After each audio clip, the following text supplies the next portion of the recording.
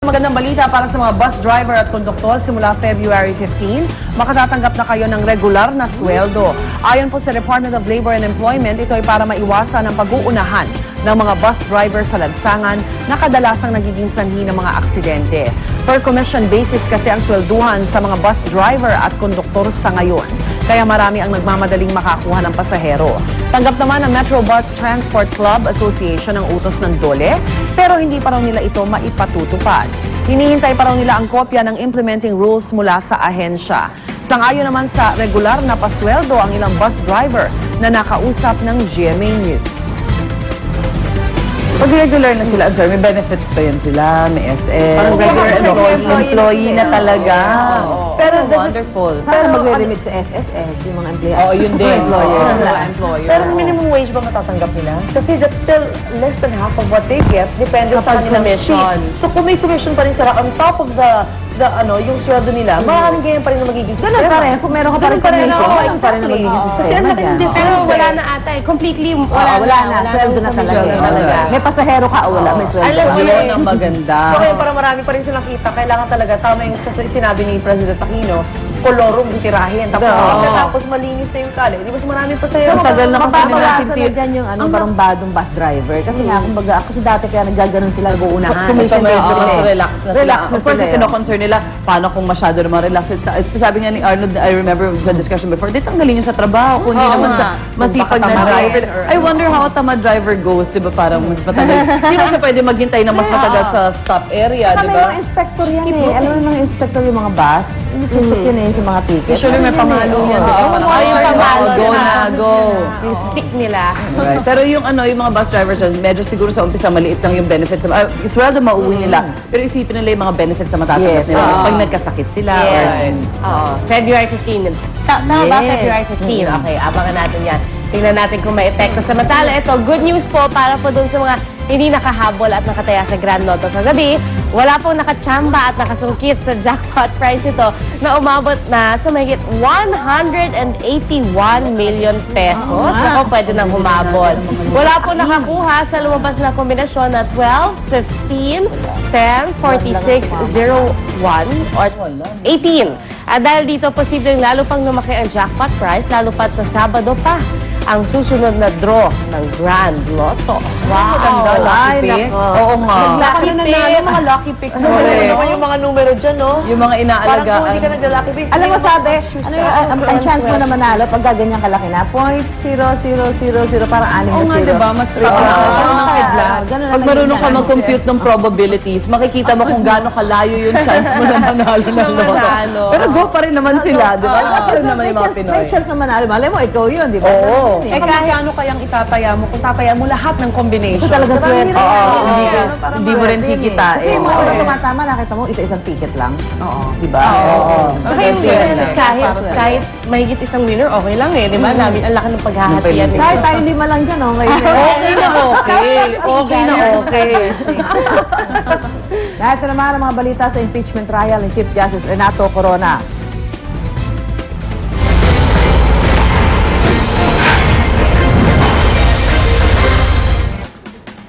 Sumentro ay 10 araw ng impeachment trial sa pagbusisi sa umano'y questionabling loan ni Chief Justice Renato Corona noong 2003. Ito ay ang 11 milyong pisong loan ni Corona mula sa kumpanya ng kanyang asawang si Cristina na dineklara niya sa kanyang SALN mula 2004 hanggang 2009. Ginamit naman ang pera sa pagbili ng isang ari-arian sa La Vista sa Quezon City. Pero hindi naniniwala ang prosekusyon na totoo ang nasabing loan dahil binawian na raw ng corporate franchise ang Basang Guidote Enterprises Incorporated ng taong iyon. Ibig sabihin, wala na raw sa posisyon para maglabas pa ng pera kay Corona ang kumpanya dahil isinara na ito. Para patunayan ito, ipresenta ng prosekusyon bilang testigo si Securities and Exchange Commission Director Benito Cataran. Sa kanyang testimonya, kinumpirma ni Cataran na tinanggalan ng SEC ng rehistro noong 2003 ang kumpanya at itinuring ng dissolved. Hindi raw kasi nakapagsumite ng mga papeles tulad ng financial statements ang kumpanya mula 2000 hanggang 2003. Kay Cataran, hindi raw shareholder sa nasabing kumpanya ang mag-asawang Corona. Tanong ng prosekusyon, paano makapagbibigay ng cash advance sa isang non-stockholder ang isang kumpanyang sarado na? Pero ayon kay Senator Judge Alan Peter Cayetano, maaari pa rin daw magpautang ng isang korporasyon na nasa proseso ng dissolution. Ipinaliwanag din ni Senator Judge Francis Escudero na kapag na-dissolve ang isang korporasyon, ang incorporators ay nagiging bahagi na lang ng isang asosasyon at pwede pa rin magnegosyo. Sa panayam naman ng GMA News TV kay retired Chief Justice Artemio Panganiban, sinang-ayunan niya ang punto ng ilang senador kaugnay sa posible pa ring aktibidad ng isang korporasyon kahit kanselado na ang Certificate of Incorporation nito. Dami ko natututunan, ha? Diba? O, pagka makikinig ka everyday, wala rin matututunan eh. O, pati sa mga ganyan ko, kahit wala kang business eh. May matututunan Tututo ka. ka rin Pati nga yung sa mga condominium, yung transfer of, yung acceptance of unit, yung mga punch list, Yung mga zonal ganun. value. Yan, yung mga ganyan. Marami At kang kahapon matututunan. talagang si Senator Enrile, talagang yung knowledge niya, maski ng corporate law, yung expertise niya parang no boundaries talaga. Siya Siya dyan pwedeng eh. lokohin. Oo. Alam ko yan. Sa Eh, corporate law pala, updated siya 100% pala siya dyan yung nag-take siya. Si Senator Enrile. Kaya ang nasa Very, very At sharp. birthday niya ngayong buwan na to. At si Senator Lapid, tumayo na kahapon. Finally. At ito naman, pasadaan po natin ang mga maaksyong balita sa mga ito sa ating Ronda Reports.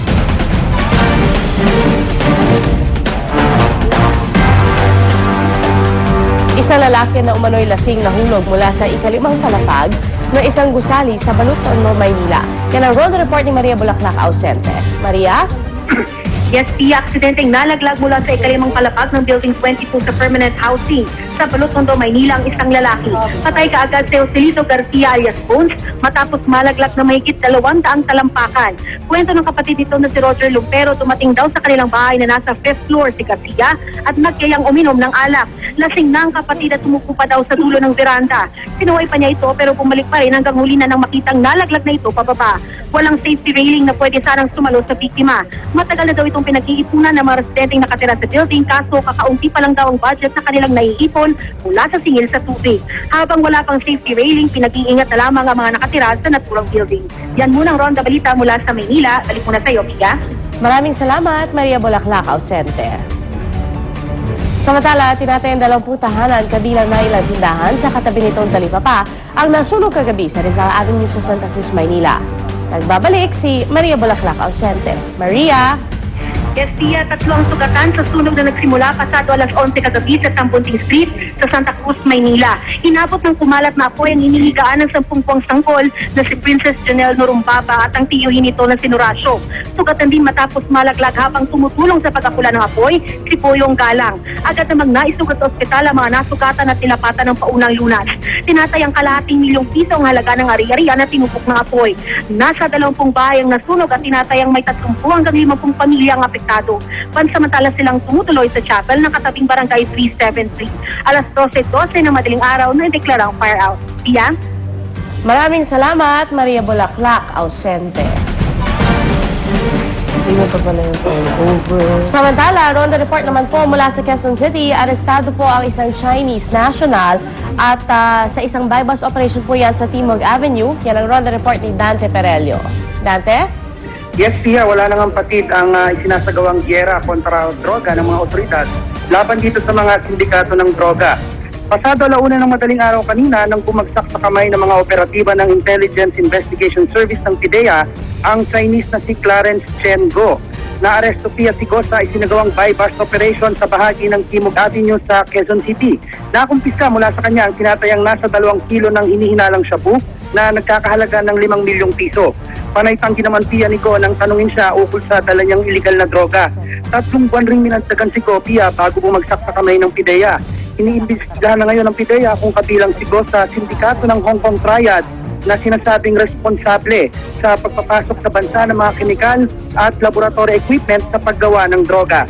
Ang buong detalye ng report na yan, Pia, abangan mamaya sa unang balita. Balik muna sa'yo.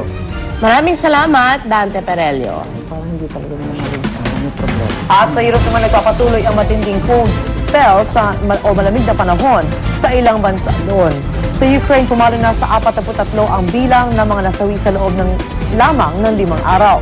Karamihan sa mga biktima ay natagpo ang patay sa mga kalsada. Kaya naman nagtayo na ng daang-daang heated tents ang gobyerno para sa mga walang maayos sa tirahan. Daan-daang Ukrainians ang nasa ospital ngayon dahil sa frostbite, hypothermia at iba pang sakit na dahil sa matinding lamig.